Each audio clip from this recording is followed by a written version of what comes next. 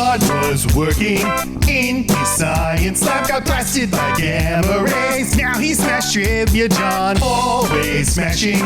He's friends with Ruffalo, in love with Aslan, and also some arrow weaving. John's here saying, hello my gamma friends, welcome to the show, the Gamma Analysis Podcast.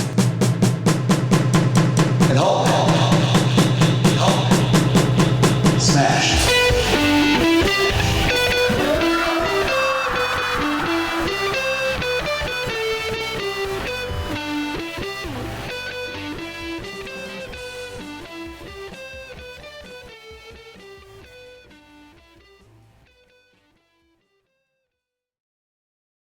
Hello, my Gamma friends. Welcome to the show. I'm your host, Smash Trivia John. You can find me on Twitter, Facebook, YouTube, TikTok, and Instagram by searching Smash Trivia. I'll be the one with the big old green head in the profile picture. This is the Gamma Analysis. Basically, I'm going to review everything Hulk, all the movies, TV shows, and also do random other geeky films. I was hoping you enjoy Smash Trivia Presents the Gamma Analysis. I want to ask everyone listening, please do something for me. Please share the hell out of this podcast with all your friends. If you don't, Hulk will be angry. Now let's smash right into this episode. Today's episode is a review of the 70s Incredible Hulk TV show, Season 2, Episode 17, titled The Disciple, with my friend Keith. How you doing, Keith? I'm doing good. I'm feeling very philosophical today. How are you doing? I'm doing good. So this episode, do you notice when we were watching it, did you notice like anything weird about this episode? Weird about it? Yeah. I mean, extremely more weird than other episodes of this series. I don't know. It did feel like maybe Hulk was not, or David as well was not in it very much. Well, Like there is a reason. Spin-off. There is a reason for that, and it is actually exactly what you said. It was a backdoor pilot for a proposed spin-off show. Oh my god! About these two top brothers. Oh yeah, Gerald McRaney and Rick Springfield. Which is just so crazy. It is. They were like, there's a world where there's a show that is technically a Marvel show, and it's just about two random ass cop brothers.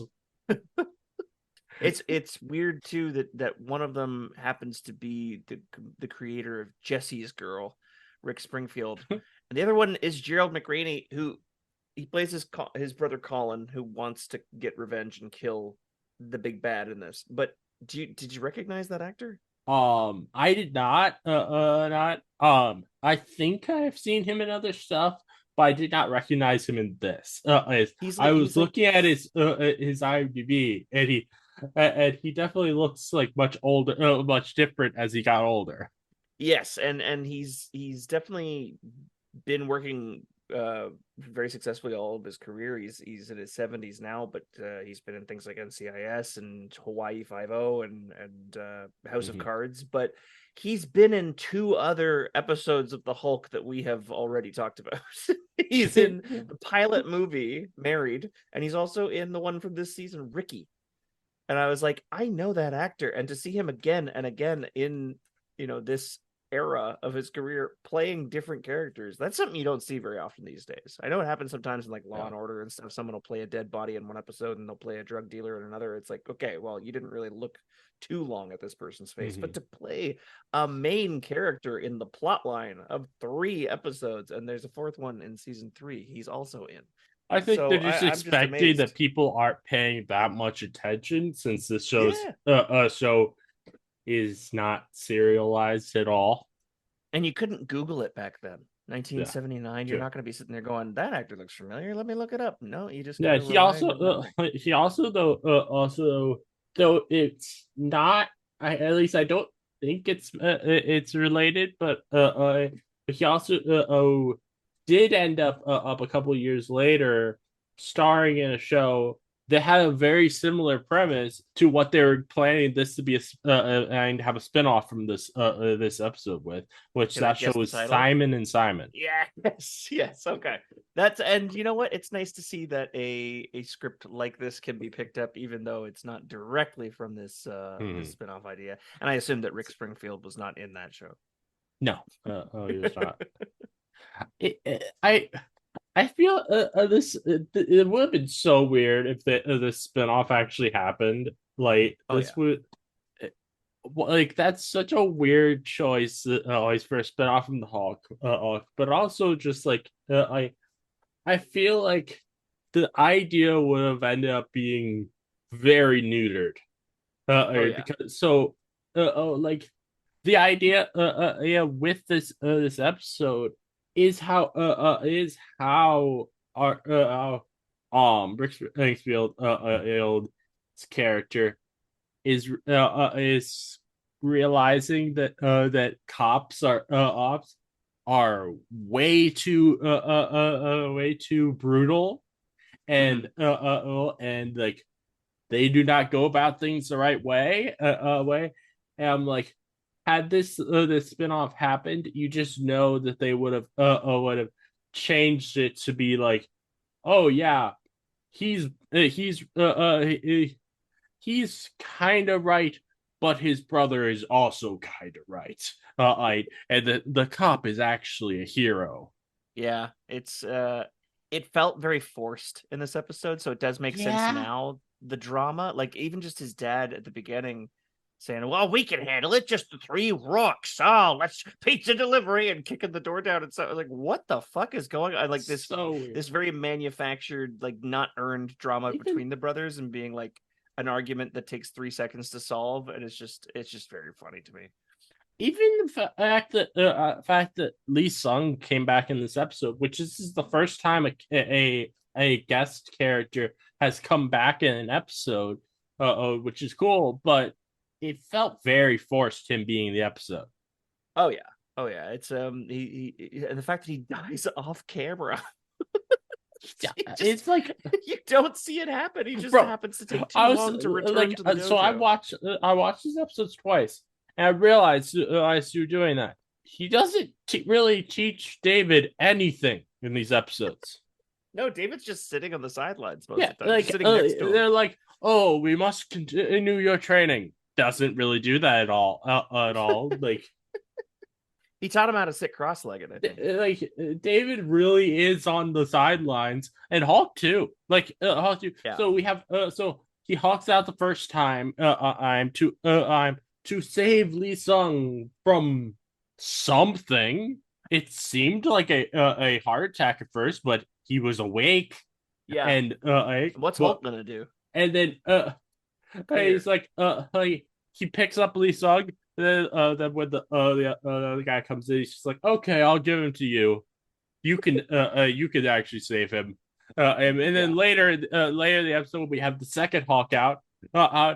He goes in to save him, save him, and the guy's like, no, Hawk, you can leave. It's like,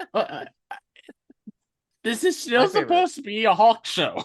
My favorite in the second Hulk out that he has, he picks up a crate to throw at this demolition expert Joe Lynch, and Joe starts shooting the crate. Like you don't see Hulk bounce bullets off of his skin very much. It's basically, oh, if he's holding something, try to shoot the crate. Get that crate.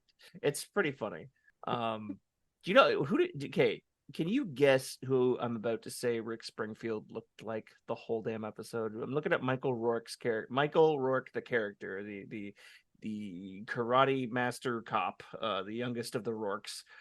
Who do you think he looked like to me? Not sure. I honestly couldn't stop seeing Grant Gustin from The Flash. He looks like he could be his dad, if anything. It's pretty spooky.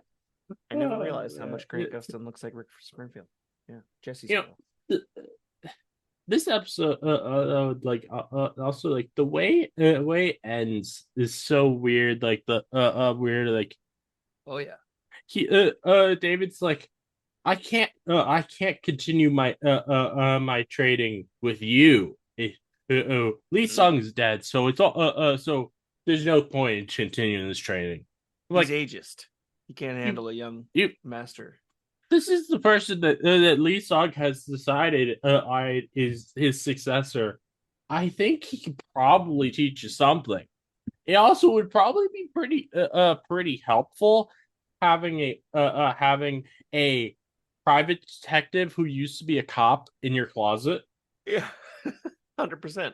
100%. And I quickly Googled afterwards. It's like, does Michael Rourke's character ever return? It's like, nope, he's a one-off. He will never come back in the show, which sucks because it would be kind of cool, especially Sadly, since the spinoff did not happen. sadly, I feel like that ends up being the case a lot of times with backdoor spinoffs. They'll have the character appear for that, and then if the show never ends up happening, they just never appear again. Yeah, they're like, pretend that didn't happen because they probably spent a little extra money on this episode to give that character more time, to give him his karate moments. I honestly, I think that was my favorite thing about this episode was the way the sound design was showing him kicking those guys' asses on the street, and just like all the sound goes away and it's just echoing, Yeah, and then that he was comes home cool. to a deadly song. That was cool. Though, like, I think my biggest issue with this is like because of the fact that David is like such a side player that he's not doing anything. I'm having trouble caring about the storyline of the line of this cop and his brother. Yeah, no, I get that for sure. Like, uh, and I feel like they could have done a better job making us care about these things if this was a two-parter and not just a Mm. just a one-off episode. Yeah, it felt forced, it felt rushed, 100%. It And very and much Lee Sung's, like even just like these cops story like feels like way too easy and way too quick. oh yeah, and it's people yelling for yelling's sake. Like there's even just like a forced argument between Mike and David, and he's like you'll want a doctor there. He's like, no, I don't want you involved. He's like, but I should be. And he's like, all right. Like it's just they kind of stretch out these moments for drama, but the drama isn't really coming from anywhere. I believe the Mhm. shit between him and his brother because their father died, but the stuff like why is he fighting with David so much? Like he knows he's the Hulk. Why not be Mhm. useful and bring him? It- Dumb. you know, one thing that I think is a bit of a problem with both these episodes and like is just a problem with the show in general is like at this point it's been a long time and Hawk has been and spotted it and had pictures taken of him all over the country, but still people act like they have no idea what this the Hawk exists. Yeah, yeah, I'm like, yeah. Only Jack McGee has ever seen him. why is this like why are people acting like this is like this weird conspiracy that you see like or like just there oh my god there's a green man and not it's the Hulk. People don't read the paper like they do. Like they watch Fox News. I guess it's different. Oh, one thing I was thinking about it, maybe I'm remembering wrong, but during the first episode that we had Lee Song in, Yeah. didn't he have like a daughter or something? I thought so. Yeah. What the fuck? It's weird that she just doesn't come back. Like if we remember it right, like that's weird. What's the name of the Like first episode with him? I another path. Another path. Uh, Uh, like I think a big part of why Lee Sung feels so forced into this episode is because like he doesn't have this connection to the world like he had in that first episode. In the first mhm. episode, everyone in the neighborhood knows him. They're all Yeah. talking to him. And in this episode, he just stays at school. Yeah. Stays at the school, waits for Michael to obviously take his place as teacher. It's like, what? Hey, Why would he be the obvious one? Because he looks it's like so, Grant Gustin. He looks like the Flash. That's why. He's so perfect. weird. I liked his Like line. Lee Sung had one quote that I really enjoyed. He said, I'm as ignorant as ever, and wiser than I've ever been. And I'm like, I feel this every day. Intelligence is knowing a tomato is a fruit. Wisdom is not putting it in a fruit salad. Yeah. Would you would you agree though that that like Lee Sung felt way more built into the world in that first episode than he does in this one? Because it was Lee Sung's story. It was like the whole thing was his, and this just felt like he was a guy who could teach a white guy karate so that he could go on and do a spinoff with his brother. And that's it. So Lee Sung was basically Morpheus, but even Morpheus had a bigger part. I think it's so funny. He's so the Rick Springfield's character like tells Lee Sung I'm a cop, I can't be your successor, and then the very next scene, he's scene that he appears at least. He's talking to his brother. He's like, "I'm not like you. I'm not like one of these cops anymore." Yeah, I'm like, no, he's totally changed. You're one scene, you're like, no, I am a cop. The next scene, nope, I'm not a cop. Can't make up his damn mind. He's a man torn between two worlds. And he was like, probably because of his training with karate, he was probably like the resident door kicker, it seems, because that's all he really was using it for on the force. Oh. Kicking down doors, pretending to be pizza delivery man. One thing I'm curious about. So this was clearly supposed to be like a character that was gonna be like a side character in this spinoff. The lady that they knew, Joe, his informant. Yeah. Yeah. Is she supposed to be Chinese or is she white? I think she's white, but she's acting like she's supposed to be Chinese. At the beginning, she did seem to have, like, when she was talking to the dad instead of Michael, she seemed to be putting on some kind of accent. Sometimes it sounded French as well, which I was like, what the fuck is going on? She was like, "Oh my English is not good." Good as she's speaking Chinese, and he's like, "You are so clearly white." Yeah, I didn't understand what accent she was supposed to be having, but then immediately drops it 10 seconds later after Michael shows up. So I don't know if it was just a bad Chinese accent or what, but I know what you mean. Hey, what is this character? Like, were they not able to find an Asian actress to play this character? Well, let's see. What the hell is her name? You said it was Joe? Yeah, the character's name is Joe. So too. No. Oh, Joe Lee. Lena Raymond is the actress's name. Known for Knight Rider. Ooh, cool. She's not been in much, I'll be honest. No, she has not. But yeah, that was just another side character that would have probably been in that spinoff. Yeah. Had it happened, for sure. Love interest, maybe. Oh yeah, probably. I do think is cool in this episode is I think that that Hulk has some pretty great feats in this episode. Like he actually struggles somewhat when he's breaking out of that metal thing that David had his hands in, and like then like we have like him breaking off this light, this gigantic light, and then and we have him just like completely pick up a car, which I think this might be the first time we've actually had seen him pick up a car.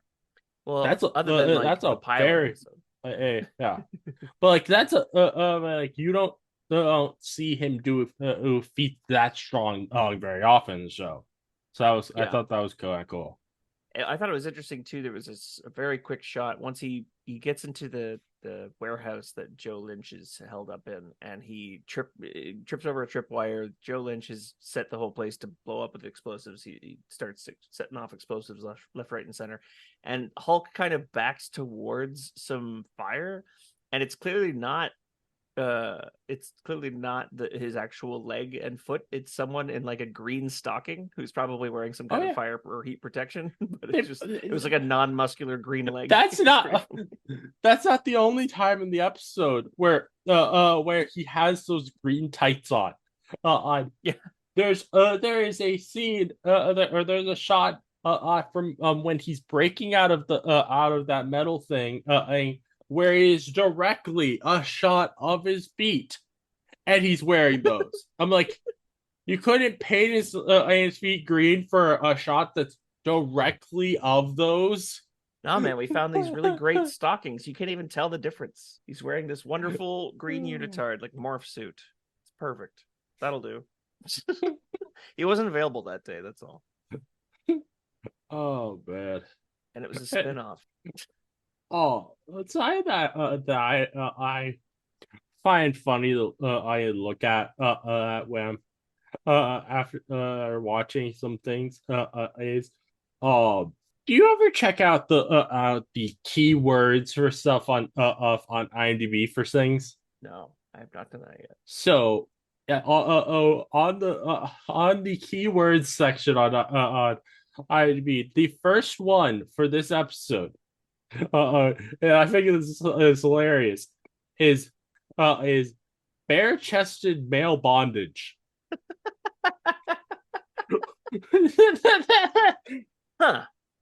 Yeah, I mean, he is in handcuffs for that second. I don't. Was anyone even bare-chested in the episode? I mean, the Hulk is always bare-chested. Sure. You can't fit. I guess that was referring to Hulk. And his chest like... is Lou Ferrigno's chest is so swole that it counts for several men. Oh, man, that's funny. 6 men in one. What others on this keyword list? I'm just looking down. Stress disorder. Yep. Definitely. Gamma rays, of course. Hero, anger, policeman, of course. Brother conflict. I like that. Blood clot. What the fuck? Who had a blood clot? Oh, right. Maybe Joe Lynch had something. Maybe Joe. Maybe that's what randomly caused Lee Sung to collapse. Yeah, that could be. Maybe that was the killing shot. You're right. Could be. Oh man. Yep. So one scene where I feel like it was definitely a like some kind of I have stunt person instead of actually Lou Ferrigno. So when we have him running away down the street that night after the trying to save Lee Sung, I feel like that is like a professional runner or going down the street and not Lou Ferrigno. The way he was running was like that doesn't feel like the running of this giant man. Yeah, we see Lou Ferrigno running in slow motion a lot. His pectorals bouncing around. But that was a different run entirely. You're right. Yeah. Very non-Lou. Oh man. Very least you think he could do all of his own running. Maybe he really wasn't available as much. Either guy. I say he like they're maybe both the same man. But Bill Bixby and Lou might not have been in town for as long as most episodes. Maybe like I'm guessing that I seen the Jack McGee's actor also wasn't available since like this episode he's not in any and they do have a reference to him saying that McGee's already been through here or something. Yeah. So they do a good job of keeping him at least talked about. Mm-hmm. Especially after that Mystery Man two-parter. Yeah. So, is there anything else about this episode that you want to talk about? Well, I was glad that Rick Springfield was as good an actor as he was, because he did carry this episode for me, at least in the moments where he had to pretend to know martial arts. I was very impressed.